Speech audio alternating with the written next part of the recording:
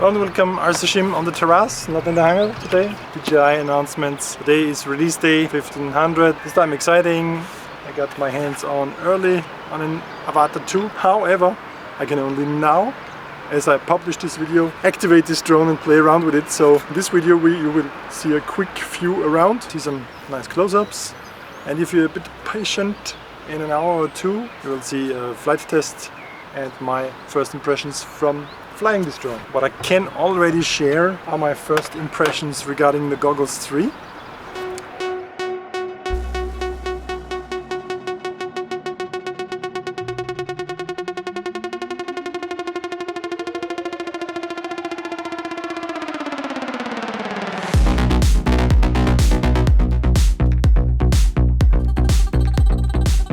This headrest is super comfortable and the whole goggles can be tilted. And that was one of the main problems I had with the goggles Integra. This angle didn't work for me, so I would have needed a skewed pillow or something like this. They addressed this problem on both, and that is super sharp and sharp into all corners. Yeah, the integrated battery. As of the making of this video, I don't know yet if this will be compatible with O3 in the beginning. It will for sure be available via future firmware upgrade. I don't know yet if it works because I couldn't activate the goggles. DJI would give me a big no-no. Let's be honest, without having even flown this, I don't know if I will get the Avata 2 if I buy it. I have to send this one back because I have like 50 drones. But I am very curious about the Goggles 3 because I still rock the old Goggles version 2, not the Goggles 2, not the Integra. Goggles 2 fitting was terrible, Goggles Integra wasn't better, but the Goggles 3 now, they are really comfortable. This thing here that rests on your forehead makes it so comfortable to wear. The IPD is a bit too easy to be moved, and also diopter from -2 to +6, a bit easy to be accidentally set in the backpack. A bit smaller than on the Goggles version 2, it's 44 degrees field of view like the Integra, but I can live with this if it's sharp and convenient to wear. I think the price will be around $500. Those antennas, they are not removable. Yeah, I don't want to try hard enough, but there will be mods sooner or later. This foam here, this flimsy foam, is just a light curtain. Also on the nose part, there's nothing that will rest on your nose. All the weight will be resting on this forehead thing. If the whole lens is too close to your eyelashes, they have a little adapter plate for this so that it has like 5 millimeters more. The SD card slot is in there. You can exchange those normal adapters to -2 adapters, which makes the range increase from 0 to 8 minus. If you're really like blind, you can even see sharp, but here you adjust the prescription eyesight. No touchpad like on the Integra, so they are quite similar to the Integra but with a good fitting. A little 5-way joystick and back button. It looks quite small, it might be a bit larger than the Integra because of this bulge here. So the inside-out view, strangely enough, only the right camera works in this see-through mode. So if you cover this, you don't see anything. If you cover this, it doesn't change anything. So this is not used. Maybe it will be in future use for the... And it's very narrow field of view, so you can look around in the distance, but don't have a good peripheral vision with it. It's cool that it's there. It has a bit of latency. If you know the Quest 3, less latency in the path-through mode than this. It's their proprietary batteries. Are very expensive, like $130. Lithium-ion batteries. So good flight times, but not a lot of punch. 4-cell, 2150 milliamp. They are not heavy. They should give us good flight time. You get 3 of them in the Flymore package, which I would suggest you to get. In this charging hub, like on the Air 3, you can charge them in series. The strongest battery will be charged first. And you can also use this as a power bank for your phone or your RC. Like Madstack calls it the Love Toy 3. It's the motion controller and they are totally targeting the consumer market with it. They don't even sell a Flymore combo package with the normal RC that we RC pilots would use. They only sell it with this motion controller. And maybe this will also be so cheap that everybody prefers this over RC. But from the motion controller that came with the first DJI Potato drone, it was a gimmick for me. It's cool for newbies and for people that buy their first drone. They will get into this so quick and not so quick on the RC. So this will now have like flip and roll actions with the joystick. Scroll wheel that can be pushed in, home button, pause button, power button, record backwards. Like on the RC cars, you can fly backwards with this apparently. Oh yeah, and that's the drone.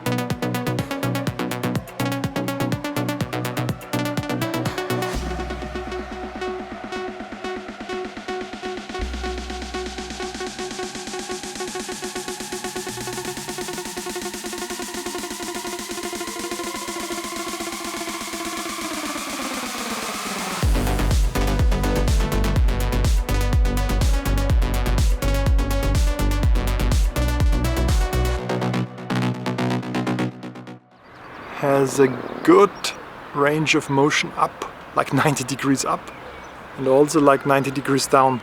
On paper it's only 85 by 80 or some really wide range of motion. On rubber, I don't think that you will see cello on this. Battery is super easy to be plugged in. Of course you turn it on like you always do with the DJI equipment. It's good to hold. I'm not sure if they made this intentionally, that this has space for your fingers, but if you dare you can start it from the hand, which you shouldn't for safety reasons. There's no easy way that you can get your fingers in the props unless you're really stupid. And you can also, I suppose you can grab it out of the air.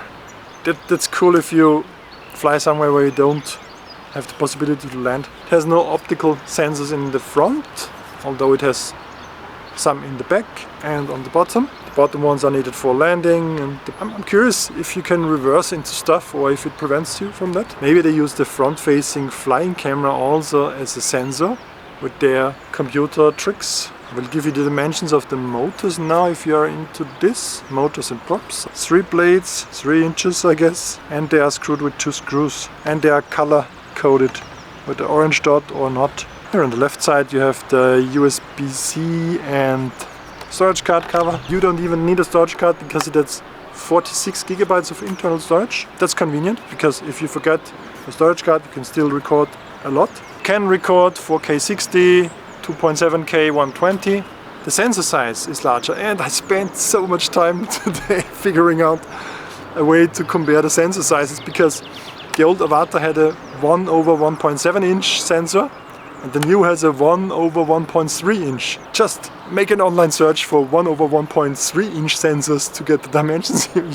You don't find them easily, so I had to do the calculations myself. This blue 4x3 sensor size represents the Avata 1/1.7 inch, and the orange area is the new sensor. Is a 60% increase in surface. This should give us good light handling, low light handling, low ISO values in dark areas. So overall the image quality should be really good. It is the same sensor size that the DJI Air 3 has, and I got the Air 3. I'm really happy about the image quality. So a step up in a flying camera. I'm sure by now you know all the specs even better than I.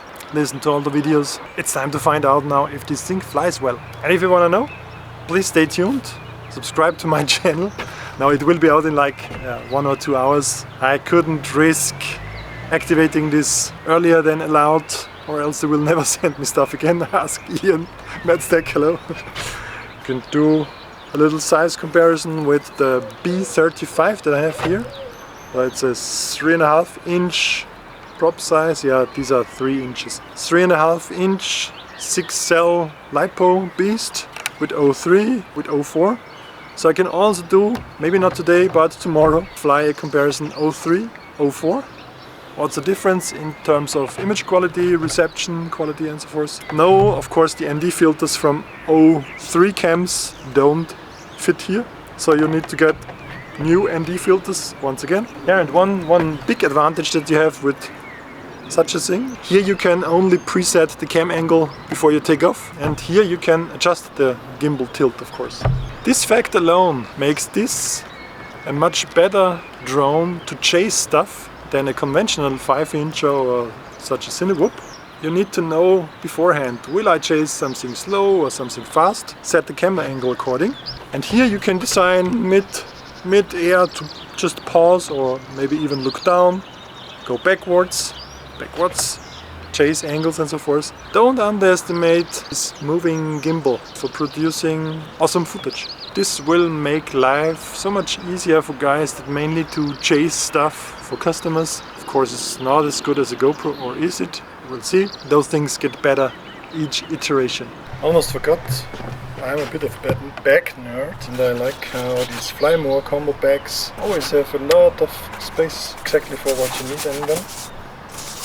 So, in here, I think there's plenty of space also for the RC. Batteries, props, and cables and stuff. Goggles, because the goggles are tiny. You can even rearrange the spaces to some degree. It's amazing what details you discover if you cannot activate your drone. Here's this little side bag with a rubber band. You can put stuff in that you're not afraid to lose.